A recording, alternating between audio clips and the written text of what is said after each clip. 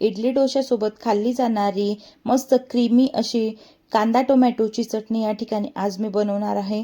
कढईमध्ये तेल तापायला ठेवलं, त्यामध्ये मोहरी, जिरं, हिंग, लसूण, आलं, कढीपत्ता, हरभऱ्याची डाळ, उडदाची डाळ घालून आपल्याला 1 मिनिटासाठी परतवून घ्यायचं आहे।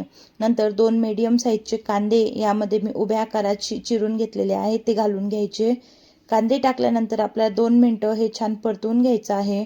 नंतर 3 टोमॅटो मी या ठिकाणी कट करून घेतलेले आहे। तुम्ही हव्या त्या आकारामध्ये कट करून घेऊ शकता। टोमॅटो कट केल्यानंतर कोथिंबीर घालून घ्यायची आहे।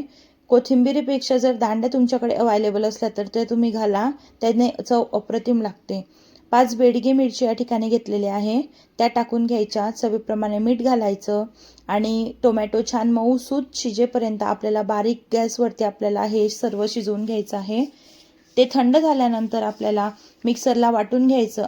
तडका पॅनमध्ये तेल तापायला ठेवलं, त्यात जिरं, मोहरी, हिंग, कढीपत्ता घालून हा तडका आपल्याला वाटलेल्या चटणीवरती घालून घ्यायचा आहे।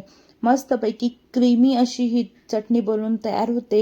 एकदा नक्की करून बघा। आवडल्यास लाईक, शेअर आणि सबस्क्राईब करा। चॅनलवरती नवीन असाल तर फॉलो नक्की करा। भेटूया परत अशाच नवीन रेसिपीसोबत, तोपर्यंत बाय।